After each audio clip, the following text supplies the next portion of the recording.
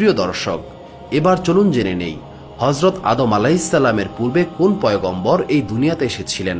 জানা যায় হজরত আদম আলাইহিসসালামের পূর্বে একজন পয়গম্বর এই দুনিয়ার বুকে এসেছিলেন, অর্থাৎ মানুষ সৃষ্টির পূর্বেই তিনি এসেছিলেন এই জমিনে। আরও জানা যায় মানুষ এই জমিনে আসার প্রায় 2000 বছর পূর্বে জিনদেরকে সৃষ্টি করা হয়েছিল। হজরত আদম আলাইহিসসালামের পূর্বে জিনদের নিকট একজন পয়গম্বরকে প্রেরণ করা হয়েছিল। একবার হজরত আলী রাদিয়াল্লাহু তাআলা আনহুর নিকট এক ব্যক্তি এসে প্রশ্ন করে, হে আলী, হজরত আদম আলাইহিসসালামের পূর্বে জিনদের নিকট কোনো পয়গম্বরকে প্রেরণ করা হয়েছিল? জবাবে হজরত আলী রাদিয়াল্লাহু তাআলা আনহু বলেন, একজন পয়গম্বরকে প্রেরণ করা হয়েছিল, তার নাম ছিল ইউসুফ। তাকে জিনদের হেদায়েতের জন্য প্রেরণ করা হয়েছিল, কিন্তু জিনেরা তাকে হত্যা করে। এখান থেকে বোঝা যায় জিনদের হেদায়েতের জন্য মহান আল্লাহ তাআলা পয়গম্বর প্রেরণ করেছেন, কিন্তু সেটি আমাদের মানুষের জন্য প্রযোজ্য ছিল না।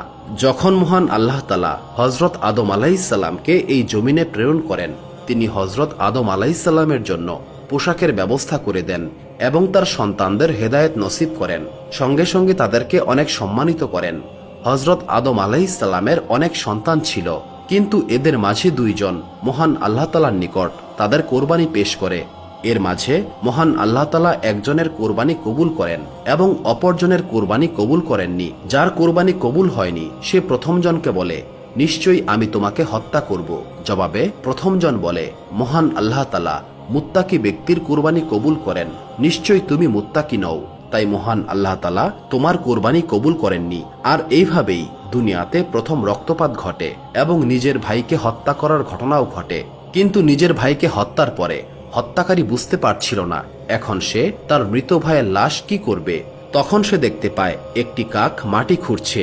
এটি দেখে সে শিখতে পারে কিভাবে তার ভাইয়ের লাশকে লুকিয়ে রাখা যায়। কিন্তু এরপর হত্যাকারী নিজের কৃতকর্মের জন্য অনেক অনুতপ্ত, লজ্জিত এবং আফসোস করতে থাকে। হত্যাকারীর নাম ছিল কাবিল। কাবিল তার ভাই হাবিলকে হত্যা করে। এবারে আসা যাক হজরত আদম আলাইহিসসালামের মৃত্যু কিভাবে ঘটে।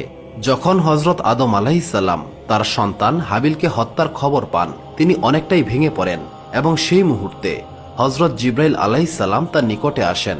তিনি হজরত আদম আলাইহিসসালামকে এক সন্তানের সুসংবাদ দেন। তিনি বলেন, তোমার এমন একজন সন্তান আসবে যাকে মহান আল্লাহ তাআলা নবী হিসেবে প্রেরণ করবেন। এরপর হজরত আদম আলাইহিসসালামের মৃত্যুর পূর্বে তার একজন সন্তানের জন্ম হয়। তার নাম ছিল হজরত শীস আলাইহিসসালাম। আর এটি ছিল মহান আল্লাহ তাআলার পক্ষ থেকে হজরত আদম আলাইহিসসালামের জন্য একটি উপহার। যখন হজরত আদম আলাইহিসসালামের মৃত্যু নিকটে আসে, তিনি তার সন্তানদেরকে বলেন, জান্নাতের সেই নিষিদ্ধ ফলের বিষক্রিয়া শুরু হয়েছে। এটি শুনে তারা ঔষধের খোঁজে বেরিয়ে পড়ে এবং এরপরেই তারা দেখতে পায় একজন ফেরেশতা এগিয়ে আসছেন, যার নিকট হজরত আদম আলাইহিসসালামের কাফন ছিল। সেই ফেরেশতা হজরত আদম আলাইহিসসালামের সন্তানদেরকে জিজ্ঞাসা করলেন, তোমরা কিসের সন্ধান করছো? জবাবে আদম সন্তানেরা বলে, আমাদের পিতা অসুস্থ, তার পেটে জান্নাতের নিষিদ্ধ ফলের বিষক্রিয়া ঘটছে। এই কথা শুনে ফেরেশতা বললেন, তোমরা ফিরে যাও, তোমাদের পিতার মৃত্যুর সময় ঘনিয়ে এসেছে।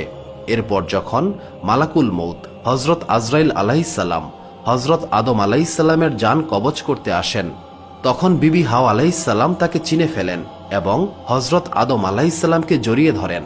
তখন হজরত আদম আলাইহিসসালাম বললেন, তুমি আমাকে ছেড়ে দাও, একমাত্র মহান আল্লাহ তাআলা ছাড়া সকলকেই মৃত্যুর স্বাদ গ্রহণ করতে হবে।